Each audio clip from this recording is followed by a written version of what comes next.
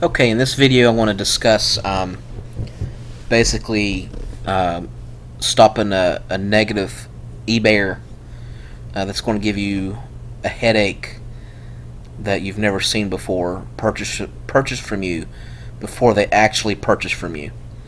And there's a lot of telltale signs to know if an eBay buyer is going to raise havoc on your account. It's not foolproof. I mean, you're going to have, as a seller, you're going to have issues with buyers that are either scamming you or who are not that bright. That's just going to make their problems your problems.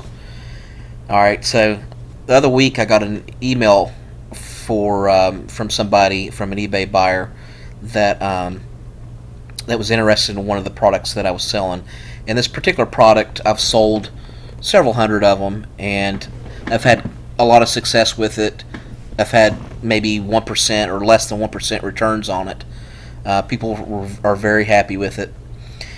And it's more of an expensive item. I mean, it's like around $100.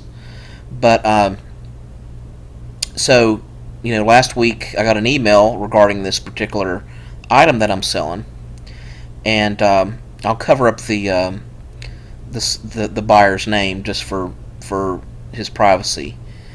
But he puts on here, I need a cassette player for an 8mm tapes. This splitter won't work. And then this is what gets me. His third sentence is, do you have what I need to transfer cassettes to video as your listing implies? Question mark, question mark, question mark. Now, anyone that writes in bold letters, that's another telltale sign. But to end it in 3 question marks, it's like, okay, all of a sudden this guy's panicking, and it's almost like he is making assumptions about my ad that I owe him something before I even send the item out. Okay, this is not always the case, but it just sends up a red flag. And it's okay if a buyer asks you a question about your item, but if they send you a question like they're in panic mode before they even order the item, that should send out a red flag. And I've found that the buyers who ask questions, especially a lot of questions, before they actually buy it, are going to be the problem buyer. A lot of people think, oh, it's the other way around. Not in my case. The great buyers are the ones that you never hear from at all. They buy it, they keep their mouth shut, they know what they're getting, they read the ad, and you never hear from them again. Those are the kind of buyers that you want. Okay, so I went ahead and, before I answered this guy's question, this is what you do. Just take a look at his account, his or her account. See what kind of feedback that they've left and what experience that they've had with other sellers. So this is the guy's feedback page.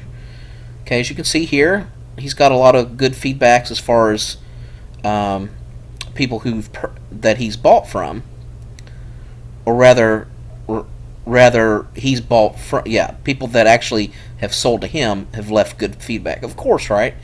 Because you're not allowed to leave negative feedback to a buyer. Well, looky here. This is the first time I noticed this. Fraudulent buyer, seller beware, makes selling an item difficult. Ignore him. So this is the first time I noticed that.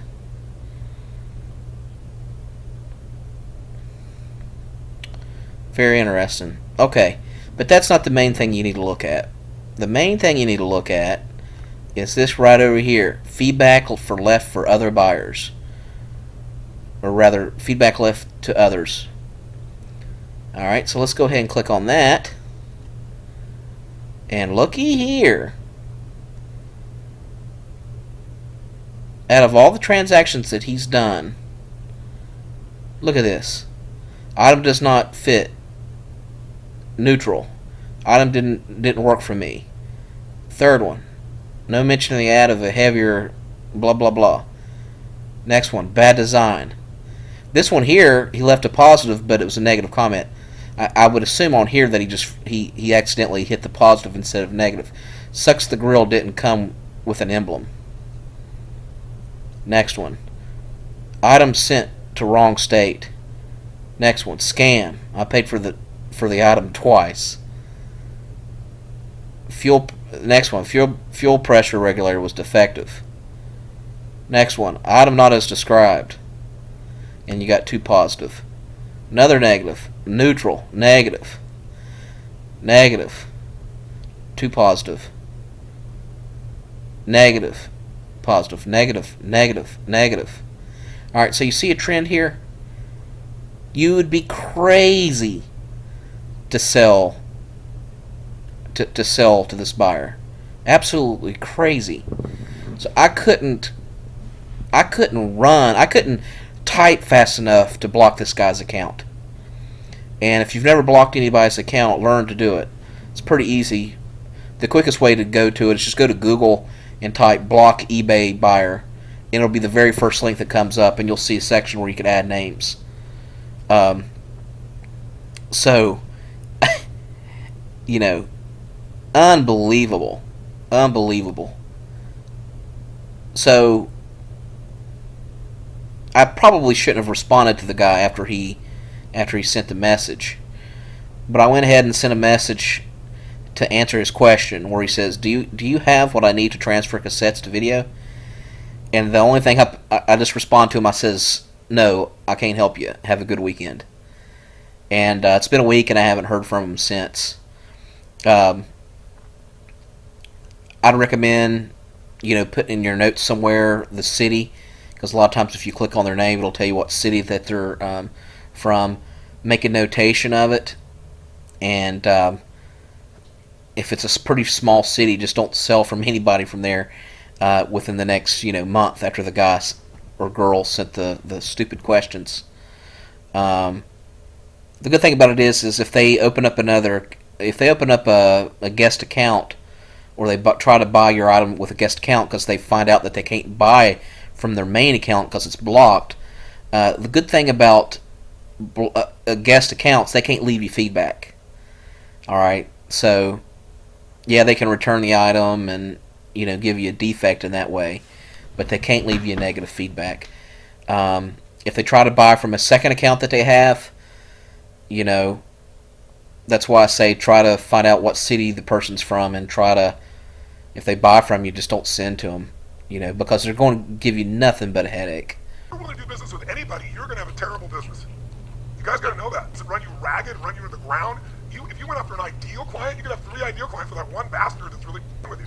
And there are people that are good human beings, but their pattern is to with anything. Right? That's what they do. They get joy out of trying to tear something down. You don't need that in your space. Just like you don't need those people working for you. Fire them and replace them with someone else.